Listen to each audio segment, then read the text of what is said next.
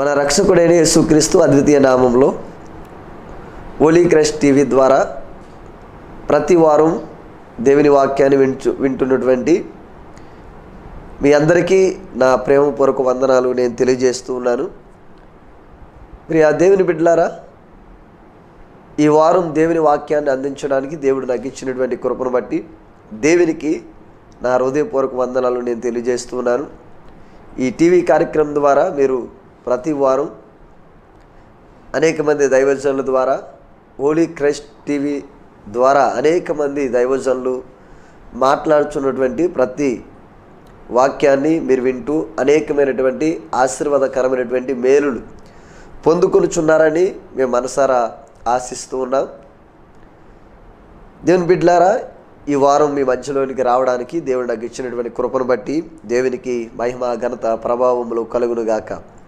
ఈ సమయంలో పరిశుద్ధ లేఖనాల నుండి, బైబిల్ నుండి కొన్ని విషయాలు మనం నేర్చుకునక ముందు చిన్న ప్రార్థన చేసుకొని దేవుని వాక్యంలోనికి మనం వెళ్దాం. మహోన్నతుడ కృపగల దేవా, శాశ్వతమైన ప్రేమతో మమ్మల్ని ప్రేమిస్తున్న మా యేసయ్య నీకే వందనాలు. ఈ హోలీ క్రైస్ట్ టీవీ ద్వారా అనేక మందికి వాక్యాన్ని అందించడానికి మీరు నాకు ఇచ్చినటువంటి కృపను బట్టి, ఈ చక్కటి అవకాశాన్ని బట్టి నీకు మహిమ ఘనత ప్రభావములు చెల్లిస్తూ ఉన్నాను.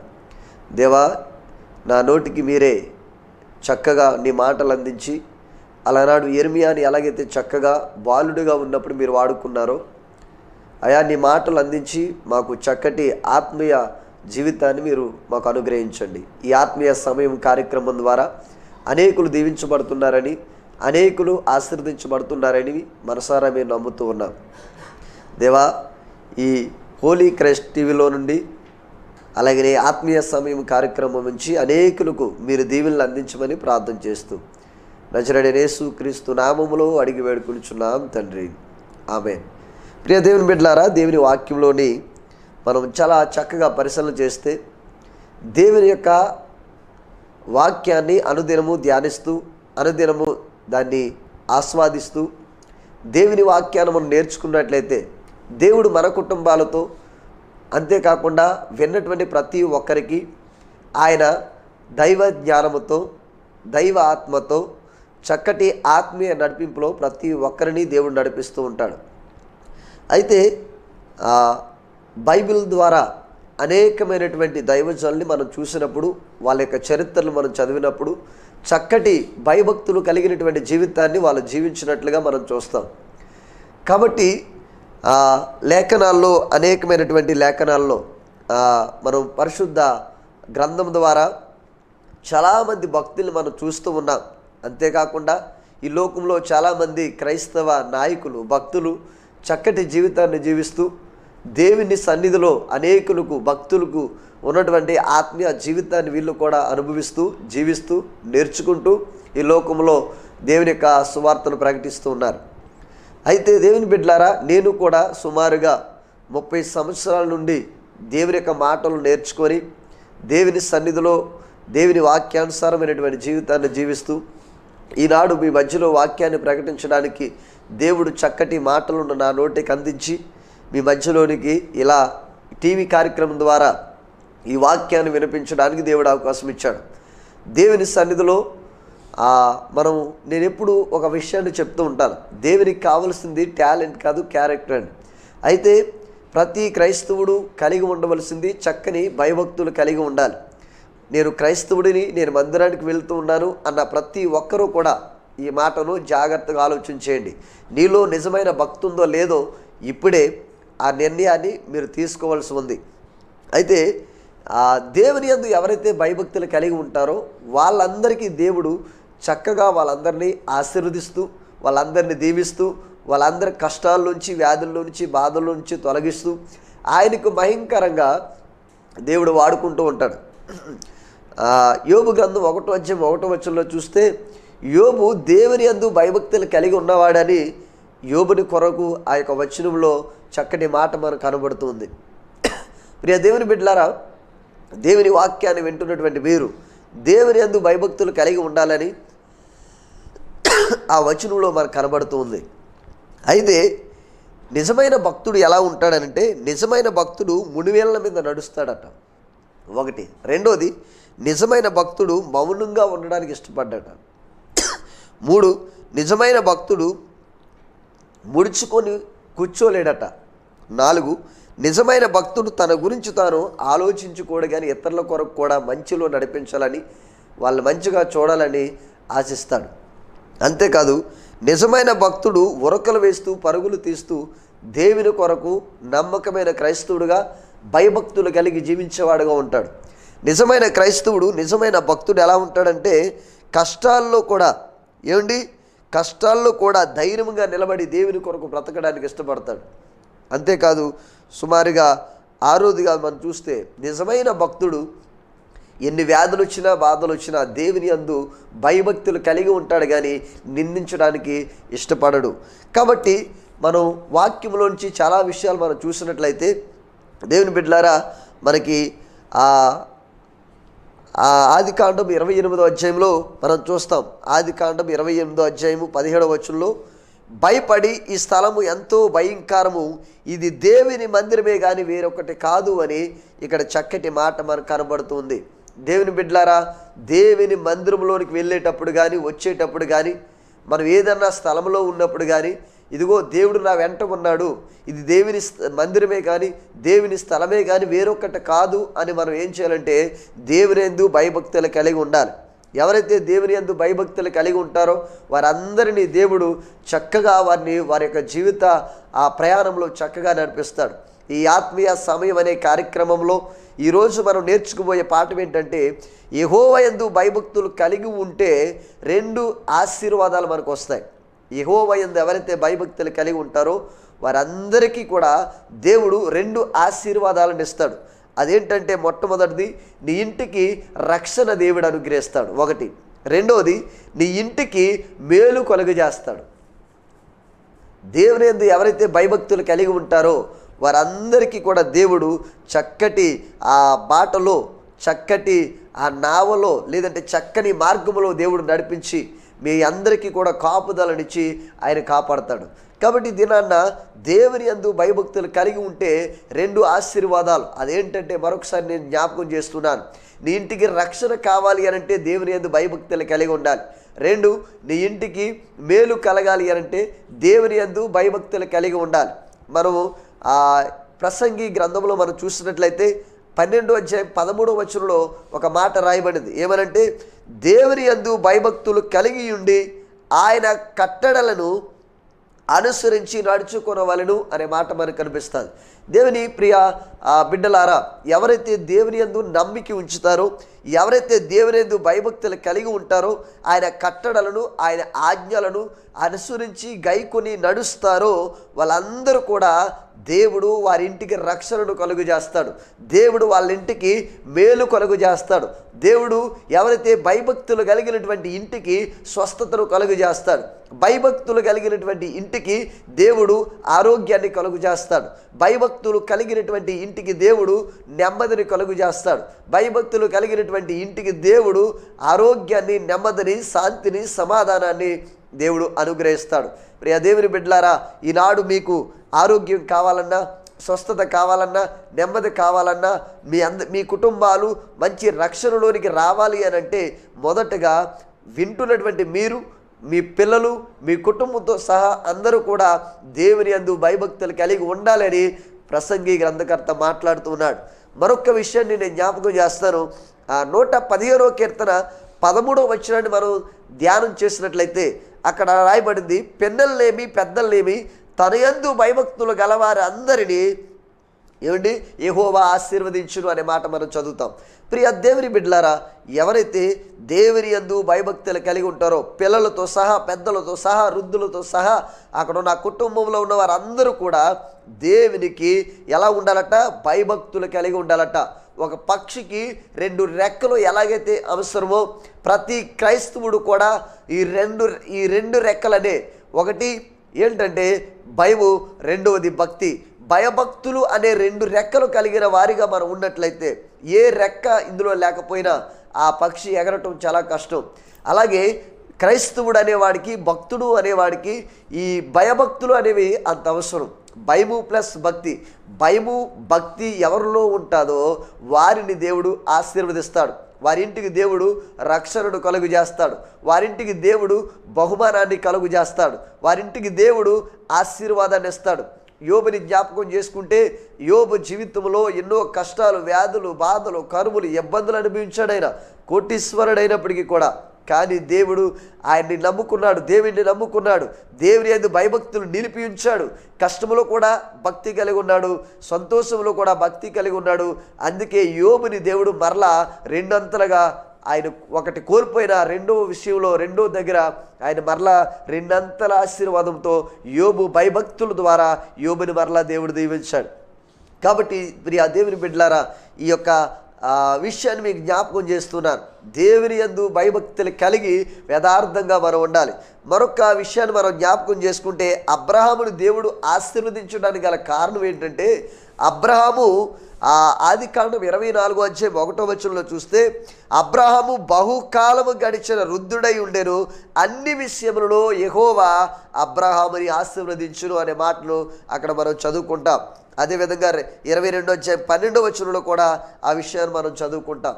కాబట్టి దేవుని బిడ్డలారా, ఈరోజు అబ్రహాముని అంతగా దీవించడానికి గల కారణం ఏమిటంటే, అంతగా తన ఇంటికి రక్షణ కలుగు చేయడానికి గల కారణం ఏమిటంటే, అంతగా ఆ కుటుంబాన్ని దేవుడు మనసు పెట్టడానికి గల కారణం ఏంటంటే, అబ్రహాము దేవుని యందు భయభక్తులు కలిగి ఉండటం ద్వారా అబ్రహామును దేవుడు ఆశీర్వదించాడు. ఒకటి, యోబును దీవించడానికి గల కారణం కష్టములోని భయభక్తులు కలిగి ఉన్నాడు, సంతోషములో కూడా భయభక్తులు కలిగి ఉన్నాడు. అందుకే యోబుని మరలా దేవుడు దీవించాడు, ఆ ఇంటికి రక్షణ కలుగు చేశాడు. మనం ఆ ఆదికాండం 1వ అధ్యాయం, యోబు గ్రంథం 1వ అధ్యాయం 10వ వచనంలో చదివితే, యోబు తన ఇంటి చుట్టూ యోబుకి, తనకి, తన కుటుంబానికి దేవుడు రక్షణ కంచి వేసినట్లుగా మనం చదువుతాం.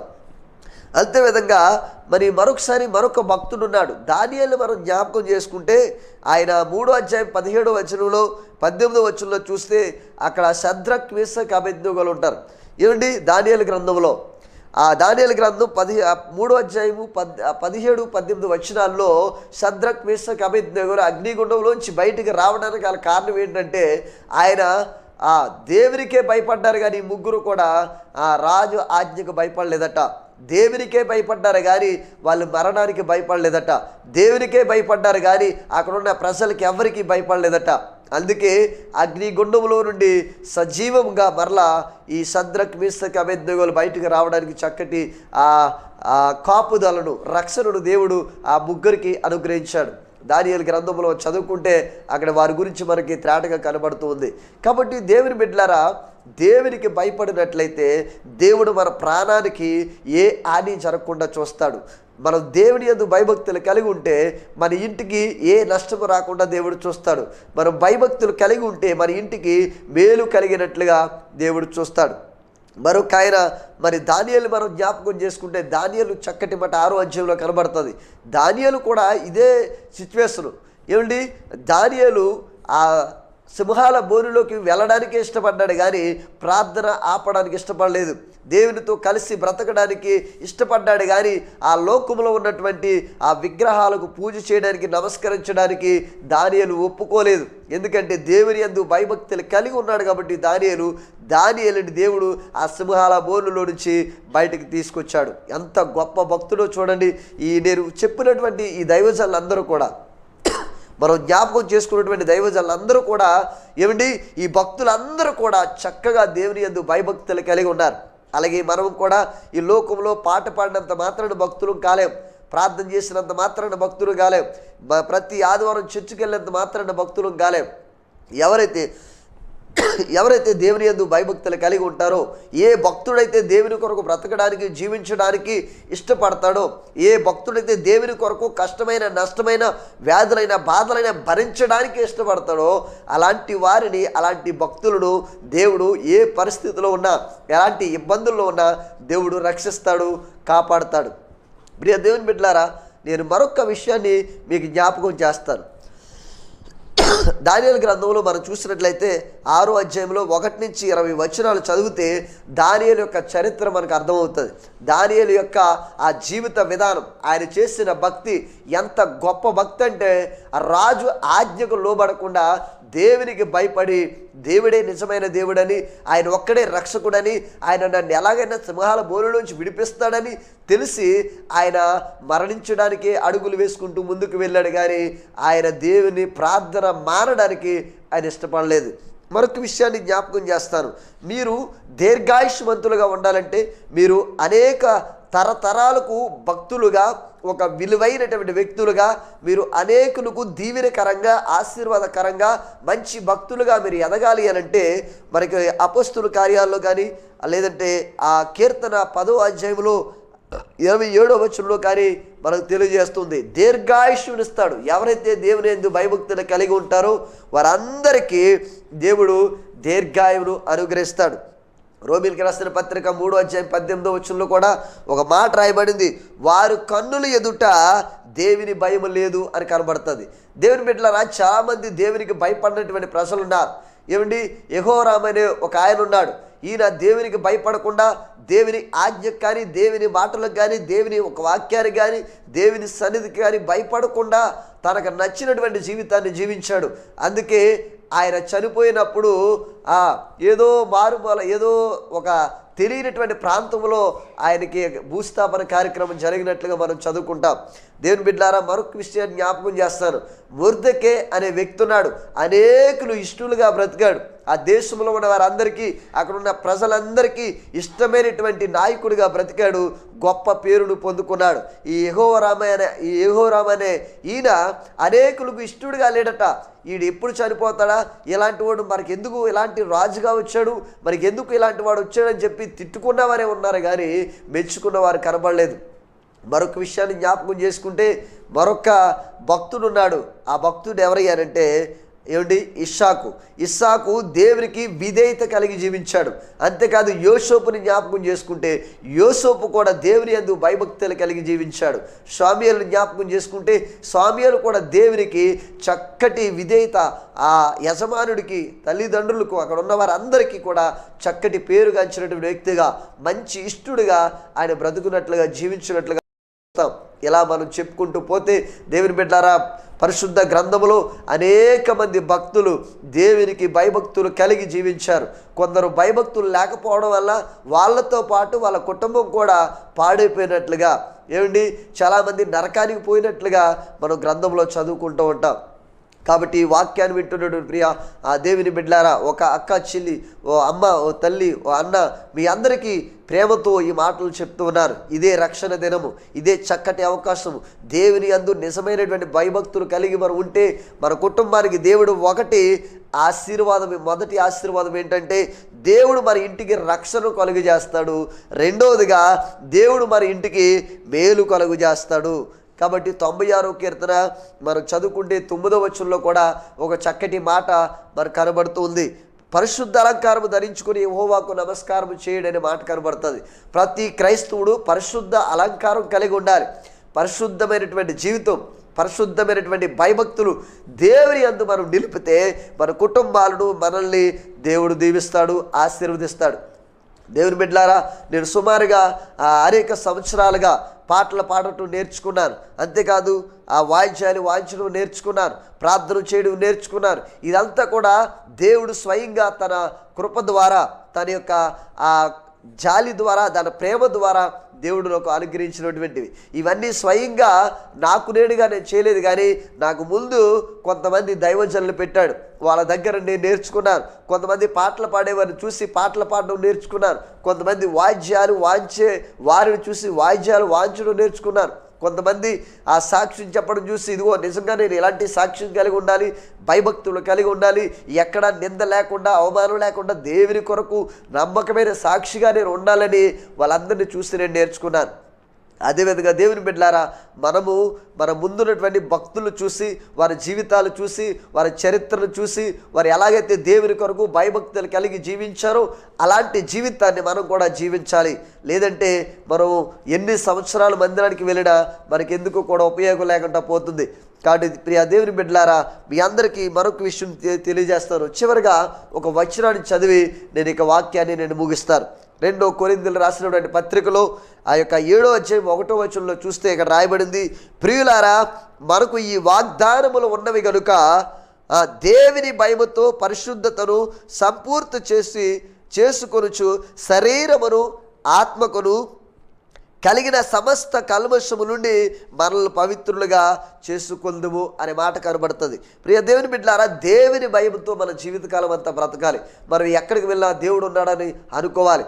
మనం ఎక్కడ చీకట్లో ఉన్నా, వెలుగులో ఉన్నా, సముద్రంలో ఉన్నా, ఏమండి మనం ఆకాశంలో ఉన్నా, భూమి మీద ఏ స్థలంలో ఉన్నా దేవుడు చూస్తున్నాడనే విషయాన్ని మనం గ్రహించాలి. ప్రతి మాట మనం అప్పచెప్పవలసి ఉంది. ప్రతి ఎక్కడికి వెళ్ళినా ఉదయం నుంచి రాత్రి వరకు నీ జీవితం ఎలాగుందో అన్ని విషయాల్లో ఏదో ఒక దినాన్న నువ్వు ఆ యేసు ప్రభు దగ్గరికి వెళ్ళినప్పుడు, ఆ తీర్పులో నీవు నిలబడినప్పుడు, దేవుడు నీ ముందున్నప్పుడు దేవునికి సమాధానం చెప్పవలసినటువంటి అవసరమై ఉన్నది. దేవుని బిడ్డలారా, ఈరోజు మీ అందరికీ జ్ఞాపకం చేస్తున్నాడు. చిన్నవారైనా పెద్దవారైనా ఎవరు ఈ మాటలు విన్నప్పటికీ మీరందరూ కూడా దేవుని యందు నిజమైన భయభక్తులు కలిగి ఉండాలని, ఏమిటి దేవుని భయముతో పరిశుద్ధతను సంపూర్తి చేయాలని దేవుడు ఆ కొరింథీయులకు రాసినటువంటి పత్రిక 2 కొరింథీయులకు రాసిన పత్రిక 7:1 దేవుడు మాట్లాడుతున్నాడు. కాబట్టి శరీరానికి కానీ ఆత్మకు కానీ కలిగిన సమస్తమును కల్మషము నుండి, శరీరం ద్వారా కానీ లేదంటే ఆత్మ ద్వారా కానీ ఎక్కడ మనం పాపం చేయకుండా, ఎక్కడ తప్పు చేయకుండా, ఎక్కడ దేవునికి నచ్చని కార్యాలు చేయకుండా, దేవునికి ఇష్టమైనటువంటి భయభక్తులు కలిగినటువంటి పరిశుద్ధతను సంపూర్తి చేసేవారిగా మనం ఉండాలని మాటలు జ్ఞాపకం చేస్తూ ఉన్నాను. అనేక సార్లు ఈ మాటలు వినే ఉంటారు. అయినప్పటికీ మరలా ఎందుకు జ్ఞాపకం చేస్తున్నానంటే, దేవుని కొరకు క్రైస్తవులు అనేవారు ఎలా ఉండాలంటే నిజమైనటువంటి క్రైస్తవులుగా. కింద మనం చదువుకున్నాం, నిజమైన క్రైస్తవుడు ఎలా ఉంటాడంటే ముడుచుకు పెట్టుకొని కూర్చోవడానికి ఇష్టపడ్డు, ఏదైనా గొప్ప సువార్త చెప్పాలని ఇష్టపడతాడు, లేదంటే మంచి సాక్ష్యం కలిగి ఉండాలని ఇష్టపడతాడు. నిజమైన భక్తుడు ఎలా ఉంటాడంటే దేవుని కొరకు పాడాలని, ప్రార్థించాలని, సాక్షిగా వాడబడాలని, అనేకులకు దీవెనకరంగా ఉండాలని, అనేకులు దేవుని వైపు నడిపించాలని ఆశ కలిగి ఉంటాడు. నిజమైన క్రైస్తవుడు మామూలుగా చేతులు ముడిచిపెట్టుకొని, కాళ్ళు ముడిచిపెట్టుకొని కూర్చోడు. నిజమైన భక్తుడు ఎలా ఉంటాడంటే ఇతరులకి ఇదిగో పరుగులు తీస్తూ, ఆయన ఉరకలు వేస్తూ దేవుని కొరకు నమ్మకమైనటువంటి సాక్షిగా, నమ్మకమైనటువంటి భక్తుడిగా, అనేకులు దేవుని వైపు నడిపించేవాడుగా జీవిస్తాడు. నిజమైన భక్తి లేకుండా మనం ఉంటే, ఇదిగో నిజమైనటువంటి భయభక్తులు కలిగి మనం లేకుండా ఉంటే మనం ఎలా నష్టపోతామంటే చాలామంది భక్తులు నష్టపోయినట్లు మనం చూసాం. కాబట్టి ఈ సమయంలో దేవుని కొరకు నమ్మకమైన భక్తులుగా, దేవునికి ఉపయోగకరమైనటువంటి క్రైస్తవులుగా మనం బ్రతికితే కొన్నాళ్ళు మన పిల్లలకి ఆశీర్వాదకరంగా మనం కూడా వారిని దేవుని సన్నిధిలో నడిపించగలుగుతాం. ఒక తండ్రికి 2 కుమారులు ఉన్నారట. ఆ కుమారులు ఉంటే ఆ తండ్రి తాగుబోతు, ఫుల్గా తాగటం, ఇంటికి రావడం, తల్లిదండ్రులు ఆ పిల్లలు కొట్టడం, తల్లిని కొట్టడం చేస్తూ ఉండేవాడట. ఈ లక్షణాలన్నీ 2 బిడ్డలు చూస్తున్నారు, 2 కుమారులు చూస్తున్నారు. అందులో ఒక కుర్రోడు తాగుబోతుగా మారిపోయాడట, ఒక కుర్రోడు మంచి బుద్ధిమంతుడిగా మారిపోయాడట. అయితే ఒకరు ఇంటర్వ్యూ చేశారట, ఏం నువ్వు ఎలాగ ఉన్నావు, నువ్వు తాగుబోతుగా ఎలా మారిపోయావు అని తాగుబోతుని అడిగితే ఆ వ్యక్తి అన్నాడట, మా నాన్న ఎప్పుడు కూడా కొడతా ఉండేవాడు, ఎప్పుడు తాగుతూ ఉండేవాడు, ఎప్పుడు కూడా జైలుకి వెళ్ళిపోతూ ఉండేవాడు, అందుకే మా నాన్న చూస్తే నేను నేర్చుకున్నాను అని అన్నాడట. మరొక బుద్ధిమంతుడు, మంచి జ్ఞానవంతుడు అయినటువంటి మరొక 2వ బిడ్డ దగ్గరికి వచ్చి, 2వ కుమారు దగ్గరికి వచ్చి ఆ యొక్క ఇంటర్వ్యూ చేసేవారు అడిగినప్పుడు ఆయన అన్నాడట, మా నాన్న నేను చూసి ఇదిగో నేను నేర్చుకున్నది ఏంటంటే మా నాన్నలా నేను కూడా తయారవ్వకూడదు, నేను మంచివాడిగా, బుద్ధిమంతుడిగా, జ్ఞానవంతుడిగా మంచి ఉన్నత స్థాయికి వెళ్ళాలని నేను అనుకున్నాను. అందుకే ఆ రోజు నుంచి మా నాన్న చూసి నేను నేర్చుకోలేదు. నేను ఇంత గొప్పవాడు అవ్వడానికి కారణం ఏంటంటే చూడడం చూశాను కానీ మా నాన్న చేసిన పనులు నేను నేర్చుకోలేదు అని చెప్పాడట. కాబట్టి ఈరోజు మనం ఎలాగ ఉండాలి అని అంటే, మన లోకంలో చాలామంది మనల్ని పాడు చేయడానికి మన చుట్టూ అనేక మంది జనాలు ఉంటారు. నేను పాటలు పాడుకుంటూ ఆపాలని, చర్చికి వెళ్ళకుండా ఆపాలని, నీ భయభక్తుల్లోంచి పాడు చేయాలని, నీ భయభక్తుల్ని నాశనం చేయాలని, నీ కుటుంబాన్ని నాశనం చేయాలని, నీ ఇంటిని కూల్చేయాలని నీ చుట్టుపక్కల వారు అనేక మంది నీ చుట్టూ ఉండొచ్చు. అయితే దేవుడి రోజు నిన్ను ఒక ఉన్నతమైన స్థాయిలోనికి భయభక్తులు కలిగినటువంటి ఆ నడిపింపులో, ఆత్మీయతలో, ఆత్మీయకరమైనటువంటి జీవితంలో నడిపించడానికి దేవుడు ఇష్టపడుతున్నాడు.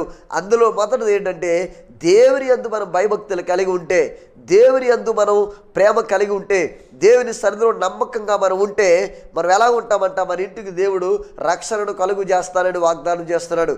రెండోది, దేవుని యందు భయభక్తులు కలిగి ఉంటే దేవుడు మన కుటుంబానికి, ఇంటికి రక్షణను, అంతేకాదు మేలు కలుగు చేస్తానని దేవుడు మాట్లాడుతూ ఉన్నాడు. దినవృత్తాంతాల గ్రంథములో 16:29 యెహోవా నామమునకు తగిన మహిమను ఆయనకు చెల్లించుడి, నైవేద్యములు చేతపుచ్చుకొని దేవుని సన్నిధికి చేరుడి, పరిశుద్ధ అలంకార ఆభరణములు ధరించుకొని ఆయన ఎదుట సాగిలిపడుడి అనే మాట మనకు కనబడుతుంది. కాబట్టి పరిశుద్ధ అలంకారం అనగా దేవుని యందు భయభక్తులు కలిగి జీవించడం. పరిశుద్ధ అలంకారం అనగా మన మాట పరిశుద్ధంగా ఉండటం. పరిశుద్ధ అలంకారము అనగా మన చూపులు పరిశుద్ధంగా ఉండడం. పరిశుద్ధ అలంకారము అనగా మన నడక పరిశుద్ధంగా ఉండడం. పరిశుద్ధ అలంకారము అనగా మన యొక్క నడవడిక, మన చూపులు, మన తలంపులు, మన ఆలోచనలు పరిశుద్ధంగా ఉండడం. ఎవరైతే పరిశుద్ధతలో జీవిస్తారో, ఎవరైతే భయభక్తులు కలిగి జీవిస్తారో వారింటికి దేవుడు మేలు కలుగు చేస్తాడు, వారి ఇంటిని ఆశీర్వదిస్తాడు, వారి ఇంటిని కూడా దేవుడు బలపరుస్తాడు, ఆశీర్వదిస్తాడు. అందుకే పిల్లల్నేమి పెద్దల్నేమి ఆ యందు భయభక్తులు గల వారందరినీ యెహోవా ఆశీర్వదించిన మాట మనం చదువుకుంటూ ఉన్నాం. కాబట్టి ఈ యొక్క దేవుని బిడ్డలారా మీ అందరికీ చెప్తూ ఉన్నారు, హోలీ క్రైస్ట్ టీవీ ఛానల్ ద్వారా దేవుడు మీతో మాట్లాడుతూ ఉన్నాడు. మీ కుటుంబాలను బాగు చేయాలని, మిమ్మల్ని ఇంకా దేవుళ్ళు బలపరచాలని, మిమ్మల్ని ఇంకా దేవుని కొరకు ఒక అద్భుతమైనటువంటి ఆత్మీయకరమైనటువంటి జీవితంలో నడిపించడానికి దేవుడు ఇష్టపడుతూ ఉన్నాడు. మీకు ఈ వాక్యం ప్రతి మంగళవారం ఈ వాక్యాన్ని మీరు వినొచ్చు. అంతేకాకుండా యూట్యూబ్, ఫేస్బుక్లో విజయ్ కుమార్ పిట్ట అని మీరు కొట్టినట్లయితే తప్పకుండా ఈ వాక్యాలు మీరు ప్రతిదినము కాదు యూట్యూబ్, ఫేస్బుక్లో మీరు చూడొచ్చు. ఇంకా ఆత్మీయకరమైనటువంటి సందేశాలు ఎన్నో ఉన్నాయి. అనేకమైన ఆత్మీయకరమైనటువంటి పాటలు కూడా ఈ యొక్క ఛానల్ నందు మీకు లభిస్తాయి. కాబట్టి ఈ మాటలను దేవుడు దీవించునుగాక. ఆమేన్. చిన్న ప్రార్థన చేసుకుందాం. మహోన్నతుడా, కృపగల దేవా, శాశ్వతమైన ప్రేమతో మమ్మల్ని ప్రేమిస్తున్న మా యేసయ్యా నీకే వందనాలు. దేవా, ఈ చక్కటి సమయాన్ని హోలీ క్రైస్ట్ టీవీ ఛానల్ ద్వారా మాకు మీరు అనుగ్రహించారు. కాబట్టి ఈ హోలీ క్రైస్ట్ టీవీ యజమాని అందరినీ కూడా మీరు ఆశీర్వదించండి, బలపరచండి. ఈ టీవీ ఛానల్ ఇంకా అనేకులు విస్తరించబడడానికి, అనేక రాష్ట్రాలకు విస్తరించబడడానికి సహాయం చేయండి. దేవా, ఈ మాటలు విన్న ప్రతి ఒక్కరిని మీరు ఆశీర్వదించండి. అంతేకాదు ఈ హోలీ క్రైస్ట్ టీవీ ఛానల్లో ఎంతమంది బిడ్డలు పనిచేస్తూ ఉన్నారో, వర్క్ చేస్తూ ఉన్నారో వారందరినీ మీరు ఆశీర్వదించండి. మీ యొక్క బలముతో, శక్తితో మీ రక్షణ, మీ మేలును బిడ్డలందరికీ మీరు దయచేయమని, ఈ వాక్యం వింటున్న ప్రతి ఒక్కరికి కూడా వారి కుటుంబాల్లో ఉన్న ప్రతి ఒక్కరిని రక్షించి కాపాడమని యేసు క్రీస్తు నామములో అడిగి వేడుకొనుచున్నాము తండ్రి. ఆమేన్. ఆమేన్.